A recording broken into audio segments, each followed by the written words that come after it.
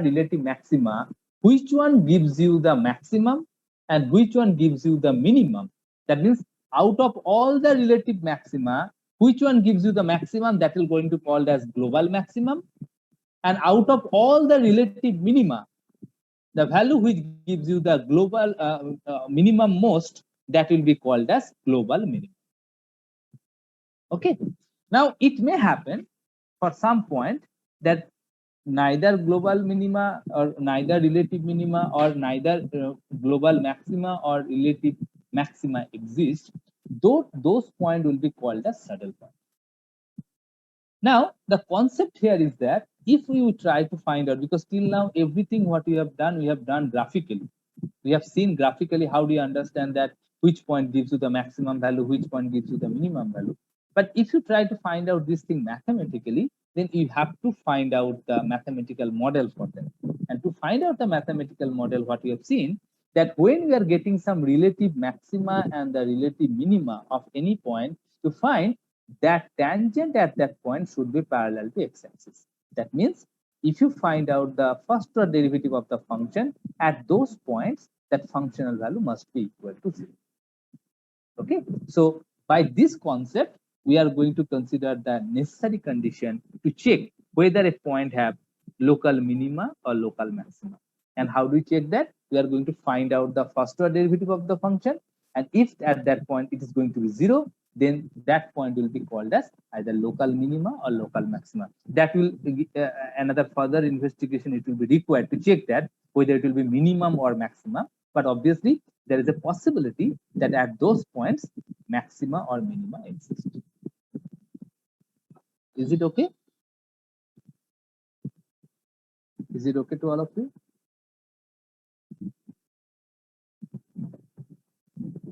Yes, sir. Yes, sir. Yes, sir. Now, okay.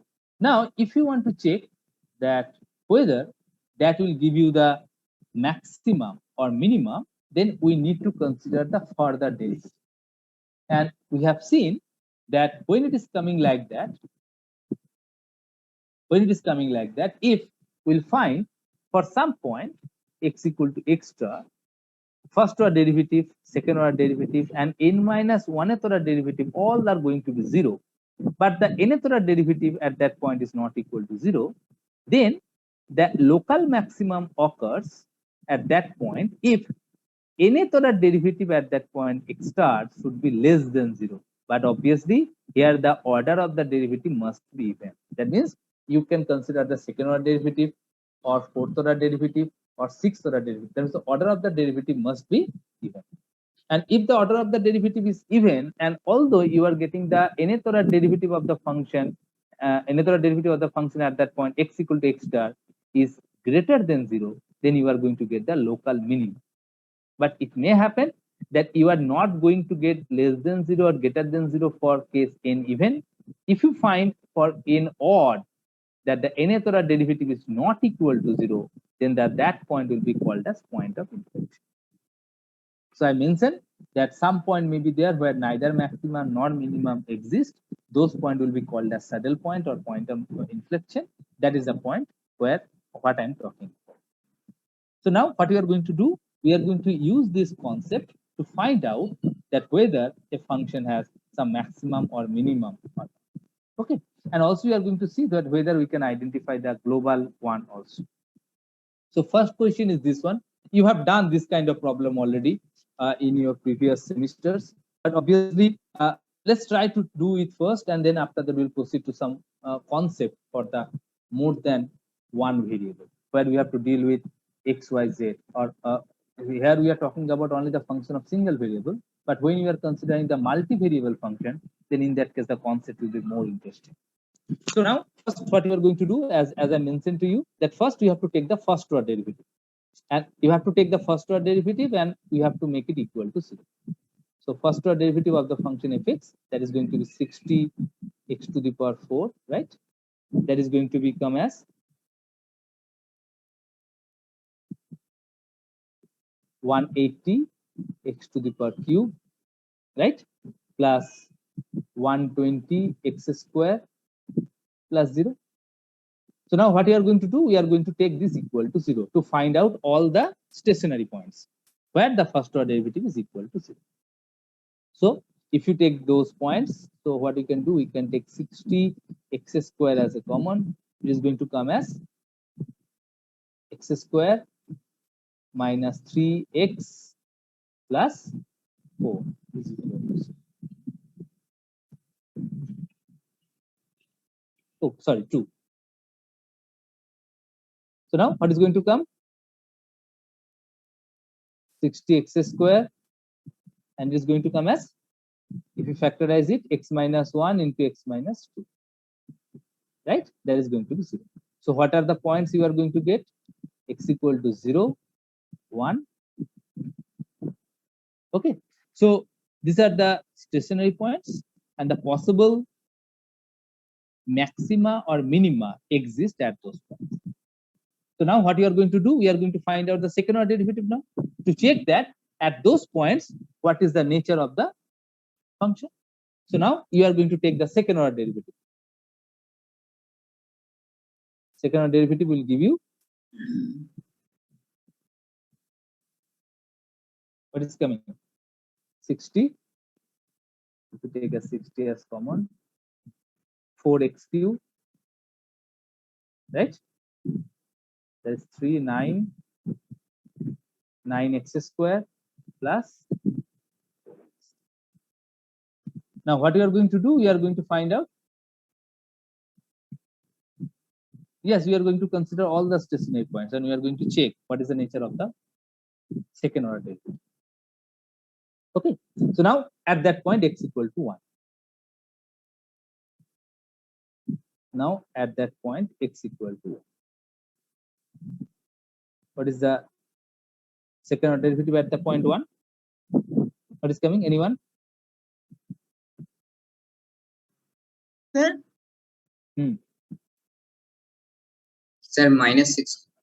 Minus 60, which is less than 0. Maximum হচ্ছে তো maximum এটা maximum তো And you can see the order of the derivative is even here.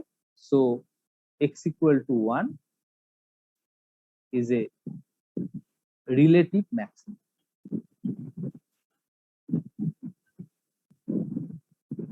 Is there any difference between relative maximum and only maximum? Yes, because if you are going to take that maximum, you have to mention that whether it is the relative one or the local one or the global one. That I mentioned already. Okay, so now we are going to take next point at x equal to 0. Second order derivative at the point 0, what is going to come? It's going to come as 0, right? 0. So can you tell me what is the nature of the point here? Point of inflection. No, you cannot say that it is a point of inflection at that time, at that point. We have to do some further investigation, right or wrong? যদি odd number এর derivative করি তাহলেই তো বলতে পারবো যে ওটা point of inflection হচ্ছে। So what we are going to do, we are going to take the further order derivative. So next we are going to take the third order derivative. We need further investigation. So if you take the third order derivative, what is going to come?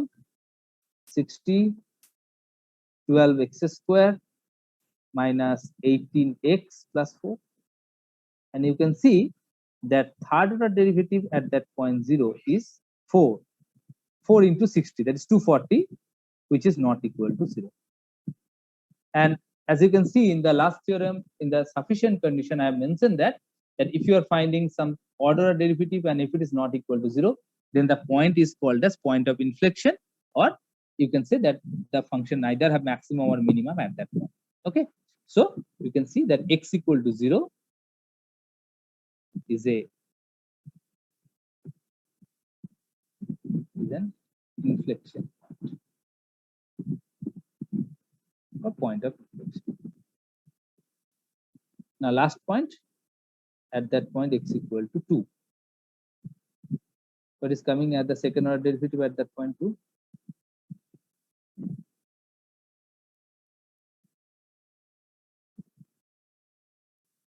What is coming here? 4 into 8, 32.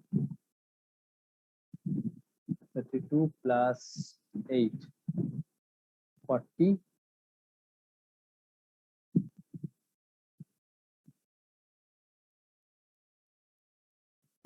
It is coming negative again. Sir, negative number. Minus 1080. 1080. Okay. So again, it is coming as maximum, right? It is a relative maximum.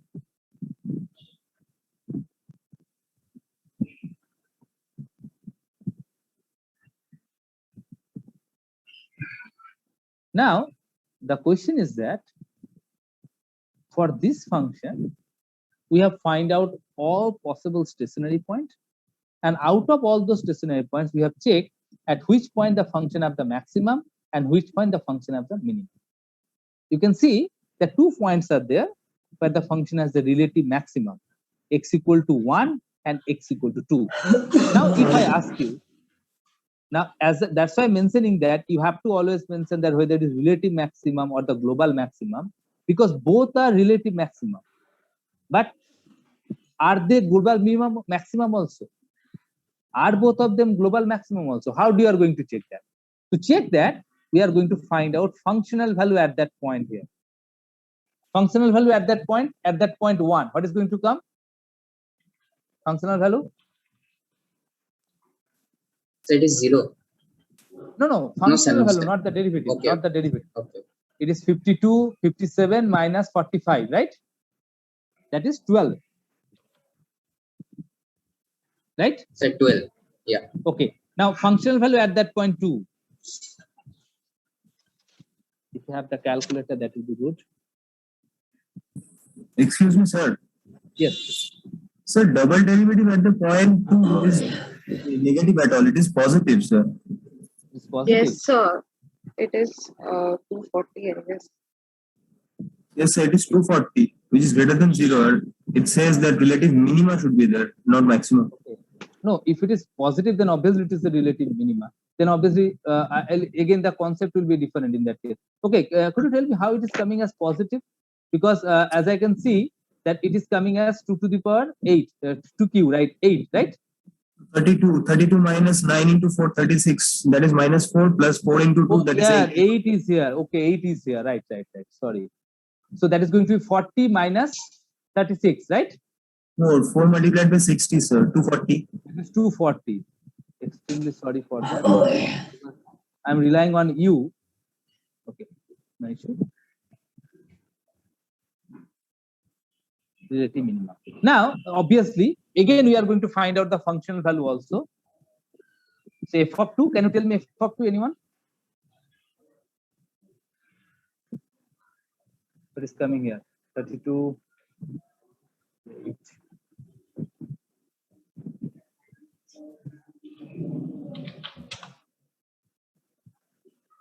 This coming minus, because this term is going to be bigger than this. Yes, 5.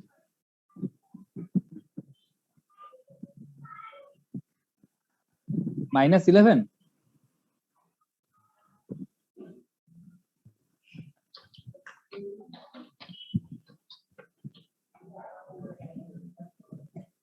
Okay.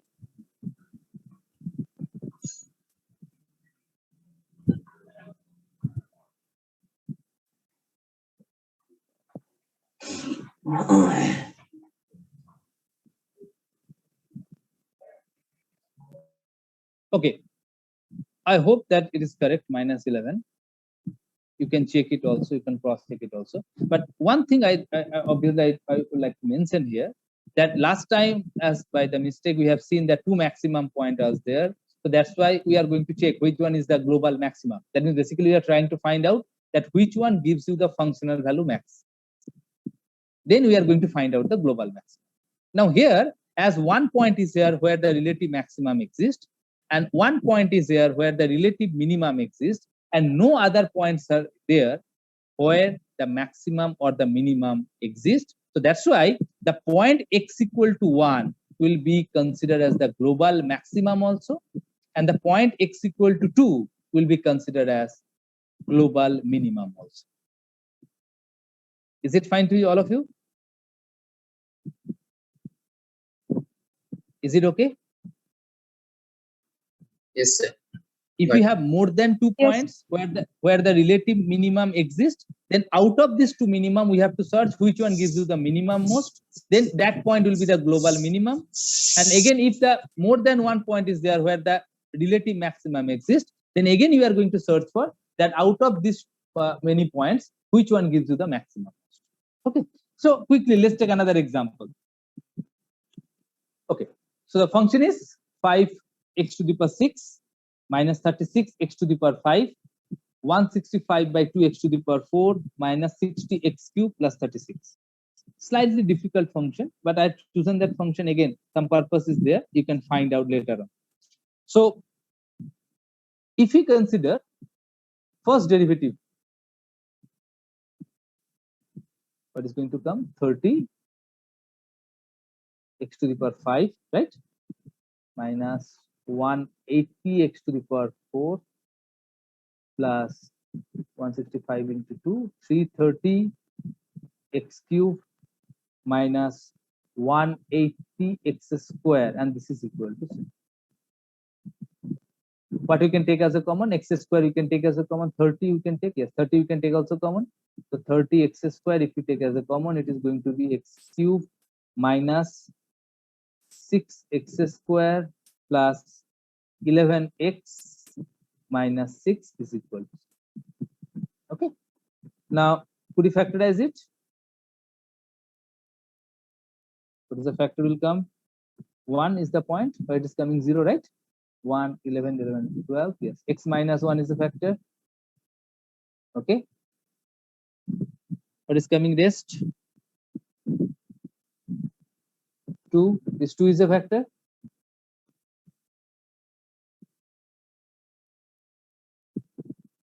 Yes, 2 is also a factor. That 2 is a factor. Yes. 3 is a factor. I think 3 is also a factor. We check the point 3, please. So the stationary points are actually 0, 1, 2. Is 3 is a stationary point?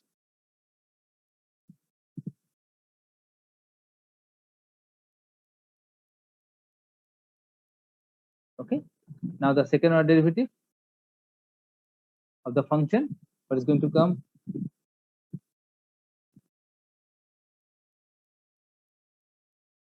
Thirty if you take common, 60x it is going 5 x to the power 4 minus 6x to the power 4, that is 24x cube plus 11x cube, that is 33x square. Sorry, yes, 33x square minus 12x. Is it okay? Yes, sir. Now we are going to check every point 0, 1, 2, 3. So at x equal to 0, what is coming? Second order derivative at that point 0 is equal to 0. 0. Okay. Now third order derivative.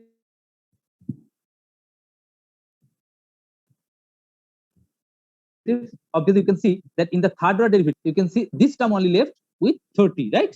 So it is going to be minus 360, which is not equal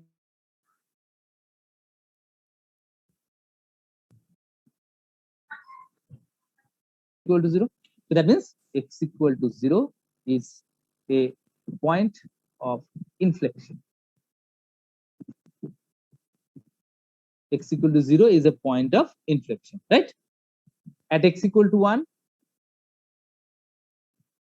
what is going to happen? F double dash 1, follow? F double dash 1 is what? 60 positive. Good, 60 which is greater Yes, than sir, 0. six. That is what you can say. Yes, x equal to 1 is a local minimum, right? Minimum. At x equal to 2. If double dash 2, what is going to come?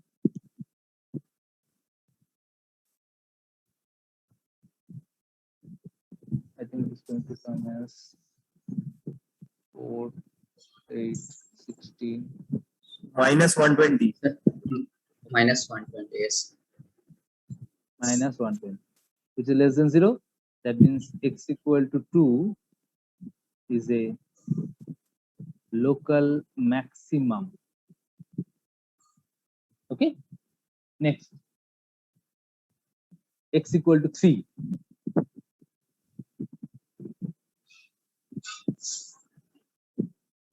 F double dash 3 is what is coming?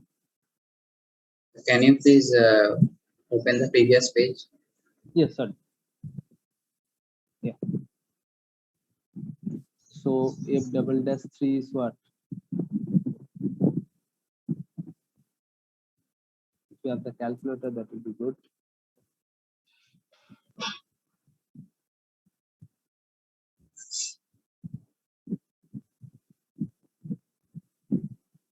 So positive 540.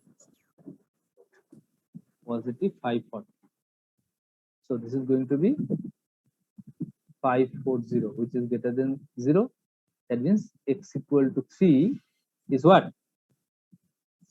Is a local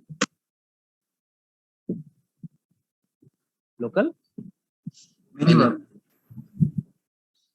Now, I hope you can understand that why I've considered this question. You can see that in this problem, you are getting 2 local minimum and 1 local maximum and 1 point of inflection. So now, if we are going to search for that, what is the global maximum and the global minimum? For the global maximum, you have no other choice. The only choice is x equal to 2. It is a local maximum as well as global maximum. Is it fine to all of you? Is it okay? Yes, sir. Yes, sir. Yes, But, sir. but for the global minimum, you have to check which one gives you the minimum most value out of the point 1 and 3. And to do that, we are going to find out functional value at that point 1 and functional value at that point 3. Okay, if functional value at the point 1 is coming the minimum most, then x equal to 1 will be the global minimum. And if x equal to 3, at that point x equal to 3, f3 gives you the minimum most, then x equal to 3 is a global. I know it is a hard work to do. As you can see that, let me do that first. 36 x to the power 36. Okay. If you have the calculator, then you can do it. 165. 3 to the power 4 minus 3 to the power 3 plus 36. So functional value at that point 3 is coming as 11 by 2, that is 5.5. And functional value at the point 1 is quite easy. 5, 36, 36, 65. Sir, Yes. sir, Yes, sir. does this function have global maximum value? Yes, the function has a global maximum value and the point is x equal to 2. Sir, Because but this function is going to infinity, so you can't No. say that it is global maximum. No, I can't say that because the nature of the function will decide that. Because I hope you can understand what when I mention that. Suppose that a function is look like that. Okay, and if the nature of the function is like that, that obviously means you can say only the maximum value we are going to get here. The function may goes to infinity, but at those points you are not going to get the maximum value. Sir, but it is local maxima. Yes, I understand the local maximum, but this is a global one also. You are not going to get any other point where the maximum value exists, because all other points are the point of, you can see it here, that here it is coming as point of inflection. So no other points you are going to get except the point 0, 1, 2, 3. That concept you have developed already. If Okay. the function has either maximum or minimum or point of inflection, then the derivative of the function should be equal to 0. So when you are considering the derivative of the function, you are going to get all the points where the maximum, minimum exist. Right, Subham? Is it okay, Subham? So that means no other points except 0, 1, 2, 3 exist for the function where maximum or minimum exists. So if the maximum or minimum does not exist, then why the question will be asked about the global maximum and the global minimum? So the global maxima or the global minimum should come from 0, 1, 2, 3. Yes, Is it okay, sir. Like in the function of sin x, the global maxima is 1 everywhere. Yes. But in this case, it is going to infinity. That's why I asked the question. No, that sin x you can also consider. Let's just consider the sin x. No, why you are considering? You can consider any other function. What I have mentioned to you, that if we consider the derivative of the function and at that point if it is 0, these are the points where the maximum or minimum exists. The function may go to infinity, does not matter. Yes, sir. Yes, sir. But the maximum or minimum does not exist at those points, except the point 0, 1, 2. Yes, sir. Okay, sir. Okay, so the functional value at that point 3, it is what I say 11/2, right? And 1 at that point 1, anyone? 27.5. 27.5. So that is 5.5 and 27.5. So what you can see, that functional value at that point 3 is coming the minimum most. Okay, so that means x equal to 3 is a global. X equal to 3 is a global minimum, right? So hence x equal to 3 is a global minimum.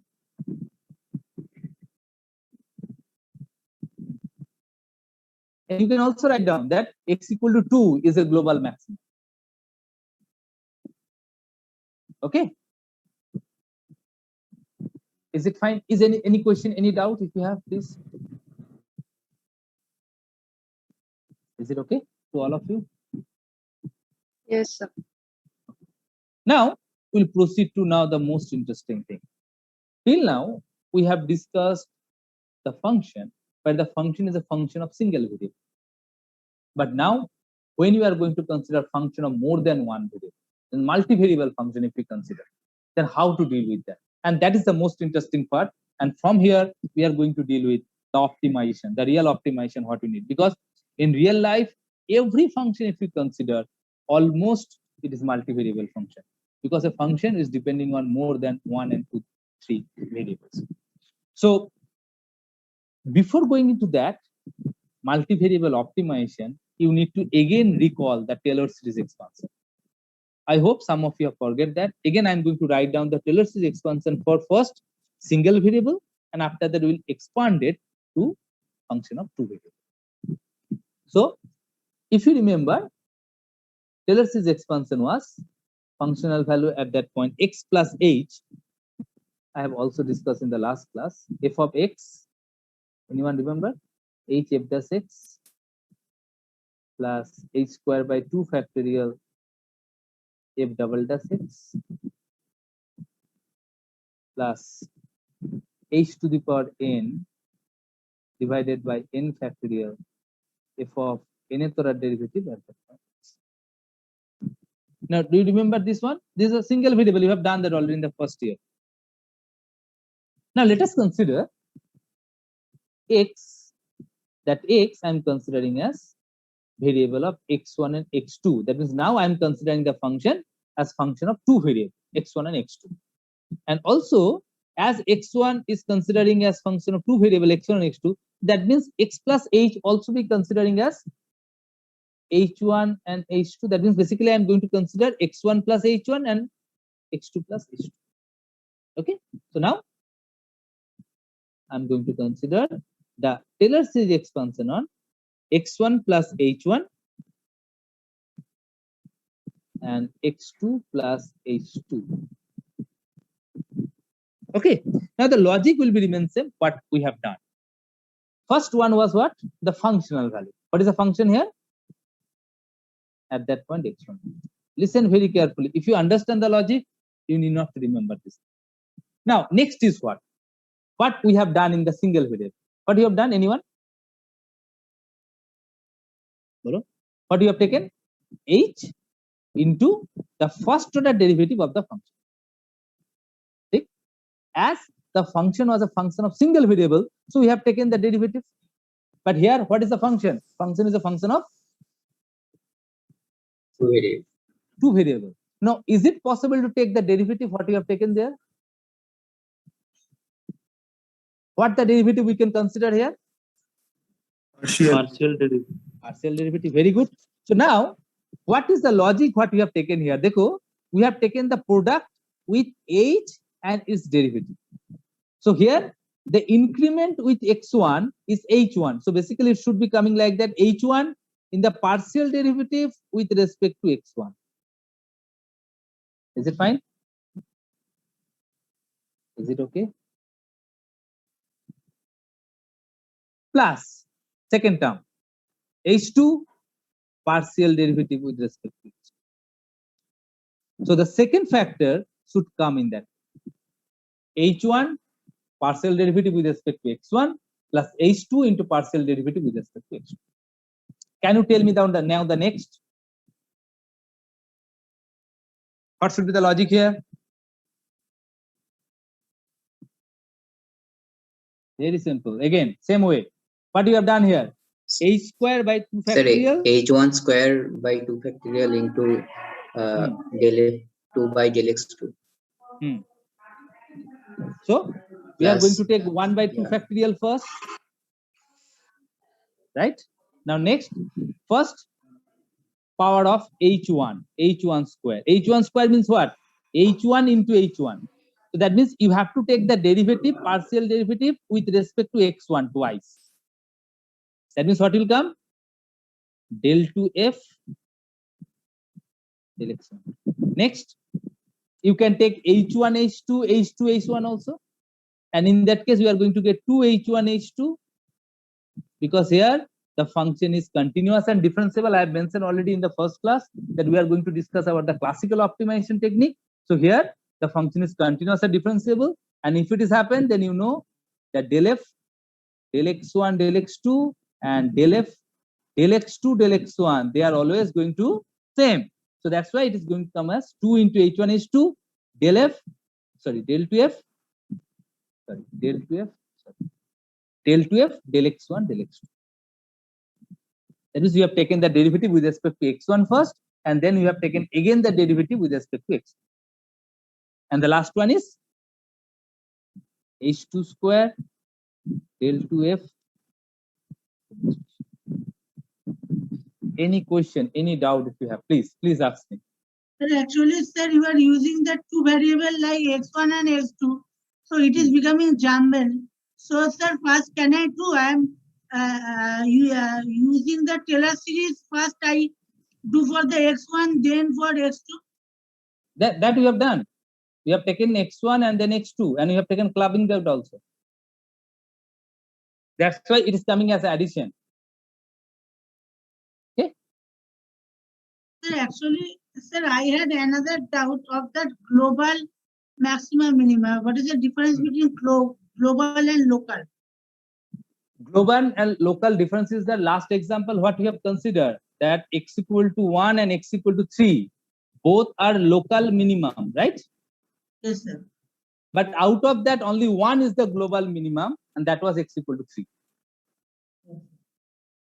So global minimum is basically the minimum of all the local minimum. Okay. Global maximum is maximum of all local maximum. Is it fine? Yes, sir. Thank you, sir. So now the most interesting thing is that now we are going to write down in terms of some notation. So what we have considered? We have considered x as x1, x2. So here this one can be written as f of x, first term. Next one I'm going to write down as H transpose. What I'm writing, I'm going to explain that everything. You know this notation, grad fx, right? And next one is that H transpose is a new matrix we are going to introduce, Hx into H. Now, how this is coming as H transpose and this thing, you can easily understand because this is basically a 1 cross 1. So we have taken the product in such a way that it will come with 1 cross 1 factor. Now here I'm considering H as H1, H2 transpose. So what is the order of this one? The order is 2 cross 1, right? When you have taken the transpose, it will become 1 cross 2. And grad fx means, it means del f, del x1, del f, x2. Do you remember now? Do you remember now? So that basically it is again the most important thing of this part, because later on we are going to use those terms repeatedly, and to do that you have to understand this logic. Is it fine? Is it okay till now?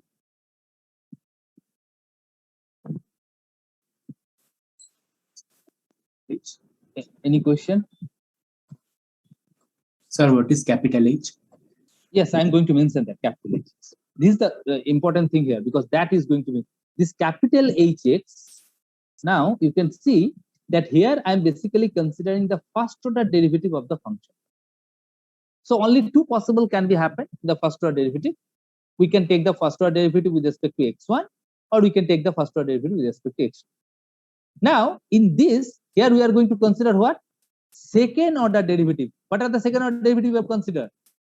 We are going to consider del 2f, del x12, del 2f, del x1, del x2, del 2f. Sir, are you using Jacobian here? No, this is not Jacobian. Del x1, del x2, and del 2f, del x2. And this is basically coming as 2 cross 2. And this matrix is known as Hessian matrix.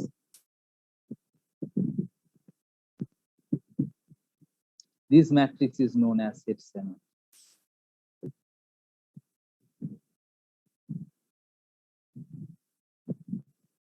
Very important matrix, because after that we are going to repeatedly use that term Hessian matrix.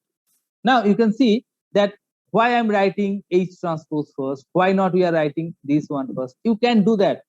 You can change the product, you can take the transpose, but ultimately you need to remember that the product should come in the form of 1 cross 1, because this is actually 1 cross 1. Okay, and you can check it there as well. This 1 cross 2, Hessian matrix is always, the order of the matrix is also always a square matrix, and the square matrix is going to be equal to the number of variable of the function. There are two variables are there, x1 and x2, so that's why it is coming as 2 cross 2. So in general, the Hessian matrix will come as n cross n for n variables. And here also that H is coming as 2 cross 2. Is it fine now? Is it okay?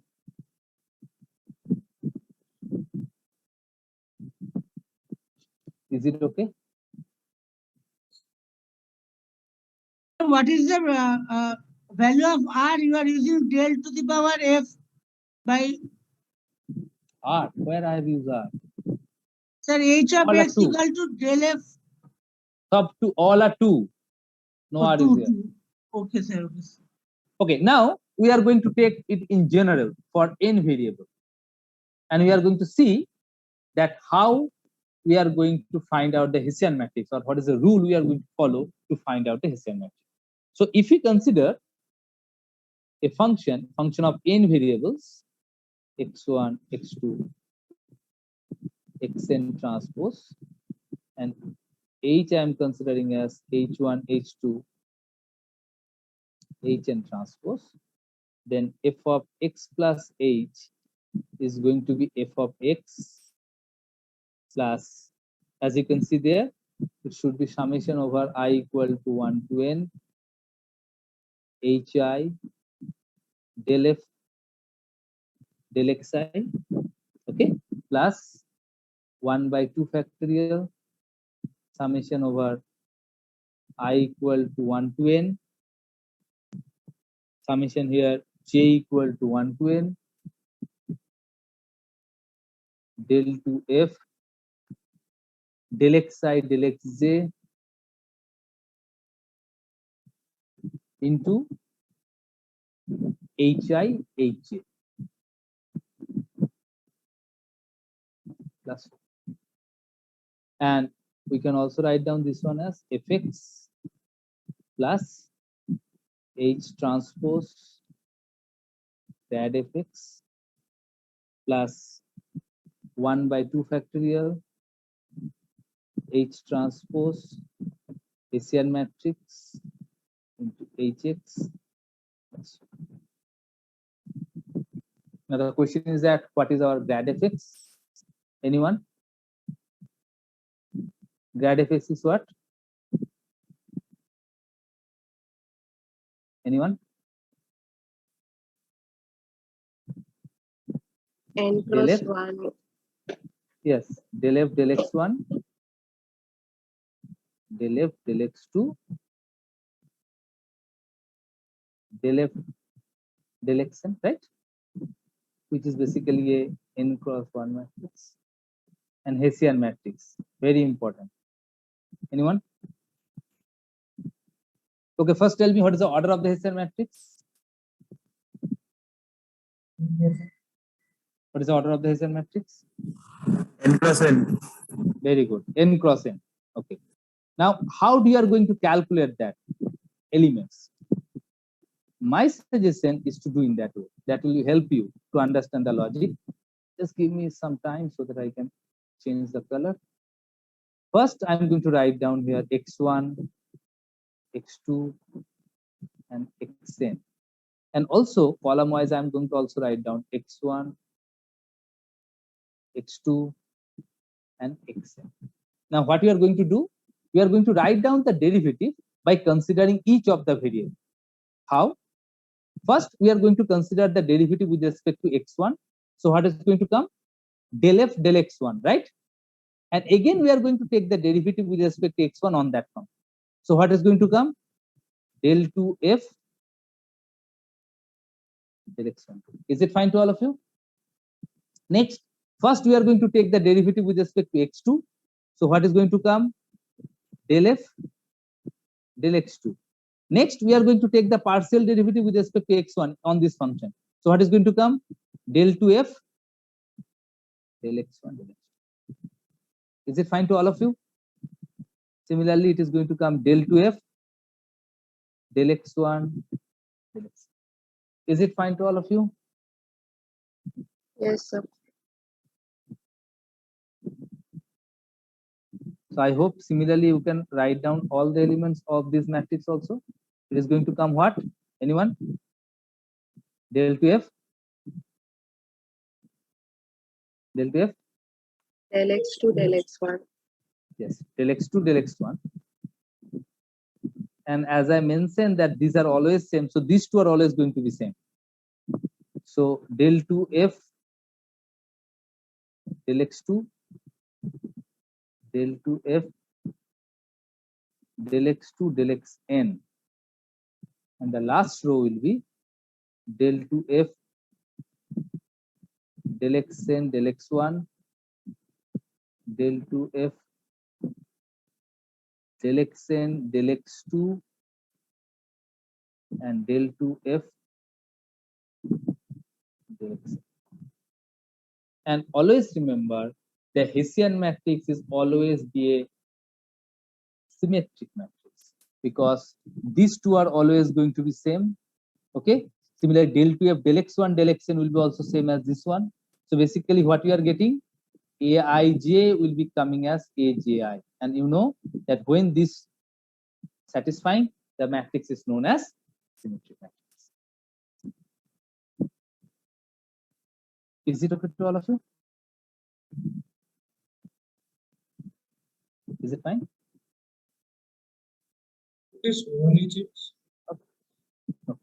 So now I'm going to take your attendance. So could you please rename yourself? As I can see, several of you have there, or no roll number is there, no department is there. Could you quickly rename yourself, putting first department? Could you quickly rename yourself? So that your attendance is going to be recorded correctly. Sir, is there rename option available? Yes, rename option is available there. Just see, you can see in the right hand side there is a vertical dot is there, 3 vertical dot is there. Just go there. I can see several of you have done that already. Very good. First department, then roll number. First department, no need to log out, please. No need to log out. You can see the vertical dot is there. Yes, first. So what is small hx? Small hx. Where the small Yeah. hx I have written? After the Asian. Small h, no hx. Oh, sorry. It should not be hx. It should not be hx. Okay. This is my mistake. It should be h. H is this one. No hx. Thank you. Sir, what is the significance of the H transpose that you have given? Yeah, I've mentioned that H transpose. This is the considering. I'm considering the small increment on the function. Here the function was x, and here I'm considering a small increment h of the function. So we are Okay. going to see that what are the changes